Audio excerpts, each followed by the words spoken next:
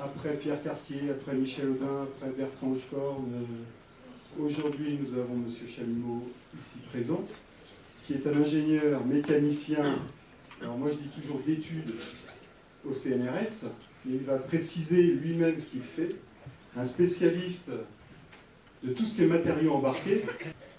Alors il va aussi vous raconter une histoire, vous montrer une histoire d'une de ses missions dans l'Antarctique, et comme on pourrait l'appeler, sa journée à Concordia.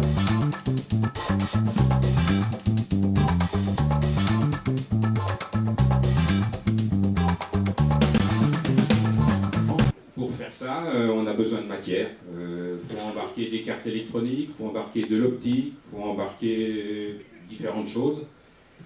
Et aussi être soumis à des contraintes qui sont des contraintes mécaniques, des contraintes radiatives, parce que le matériel embarqué se trouve hors atmosphère, donc on est sensible aux radiations qui peuvent perturber le fonctionnement de certains appareils électroniques, et les contraintes thermiques aussi.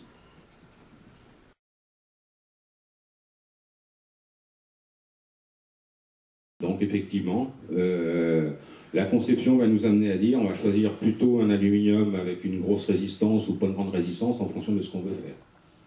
Et ça fait partie du boulot d'ingénieur, de mécanicien de conception, de pouvoir choisir le bon matériau.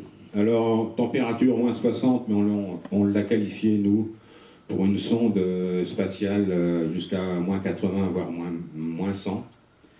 Il est intéressant surtout parce qu'on peut le coller. Et effectivement, la notion d'assemblage, notamment le collage, est très importante dans la conception mécanique. Et là, vous voyez effectivement une sacrée différence entre deux matériaux. Bon, choix des matériaux, effectivement, entre du pic de plastique que je vous ai parlé tout à l'heure, un pic naturel et un pic chargé de 30% de tube de carbone. Et on se rend compte qu'effectivement, pour une densité très peu différente, et bien effectivement, on a un module de Young. C'est finalement un module de Young, c'est le rapport contrainte-déformation d'une pièce. Et effectivement, on a le fait qu'il soit chargé de carbone, c'est-à-dire que la première fréquence de résonance de l'objet va être dans un cas à 300 Hz et l'autre à 1000 Hz. Et on a vu tout à l'heure, effectivement, c'était la vibration, c'était cette résonance qui était dimensionnante pour l'objet.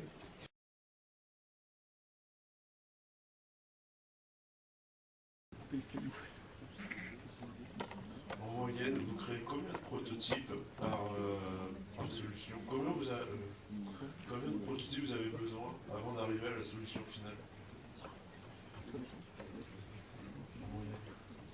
Alors si c'est du prototype physique dont on parle, une époque, il n'y avait pas vraiment des moyens de calcul suffisamment, enfin, ça existait quand même pas mal d'années, mais qui n'étaient pas forcément accessibles à tous, donc on faisait du proto. Donc, comme sur la vidéo, on fait un objet, on le vibre, on regarde s'il tient, au chaud, au froid. Maintenant, on va faire beaucoup plus de simulations. Donc, il y a quand même une évolution où, en fait, on va mettre autant de temps.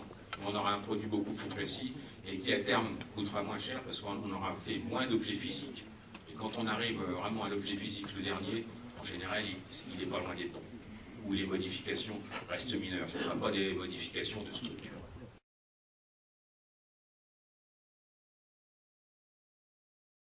Et on était jusqu'à 80 en période d'été et les hivernants, là, ils étaient 13. Alors, la station de Concordia par elle-même, il y a 3 zones principales. Il y a ce qu'on appelle le bâtiment silencieux, où il y a l'hôpital, c'est important, chambre et les laboratoires. Je rappelle chambre pour les hivernants, parce qu'il n'y a que 14 chambres. Bâtiment bruyant, atelier, salle de sport, cantine, cuisine, lieu de vie. Et puis, local technique, alors réservoir de fuel. Toute l'énergie là-bas est obtenue avec du fuel, donc groupe électrogène pour fabriquer l'électricité. Et il y a aussi la gestion des déchets, qui est de plus en plus importante. Ce que vous voyez là au niveau de tous les containers orange, là, tout ça ce sont des réserves de carburant. Tout ça c'est du gasoil. Et Et ils en ont à peu près pour 1 an et demi maxi. Et maintenant, de moins en moins, il y a de plus en plus d'instruments qui consomment de l'électricité, donc c'est presque du flux tendu. Un peu fraîche, moins 94, mais avec un peu de vent. Ça fait comme on dit à la météo, température ressentie, moins 103,1. Bon, vous savez, entre moins 90 et moins 103, je pense qu'on sentirait bien la différence. Alors, j'y suis allé pourquoi pour installer un radar ionosphérique. Alors, je vous laisse lire ce qu'il y a sur le diapo. Les ceintures, enfin, le vent solaire arrive sur la Terre, mais difficilement à cause des ceintures de champs magnétiques.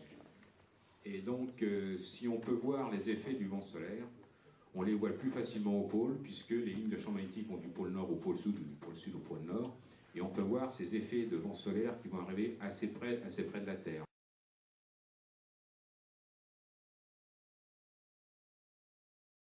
L'inconvénient de certains matériaux, l'avantage de l'un peut être l'inconvénient de l'autre. Sinon, s'il y a un seul truc qui casse dans l'île d'abeille. Ben non, puis même, tu vois, alors ça c'est une mauvaise illustration de l'utilisation d'une abeille, c'est pour ça que je l'ai amené.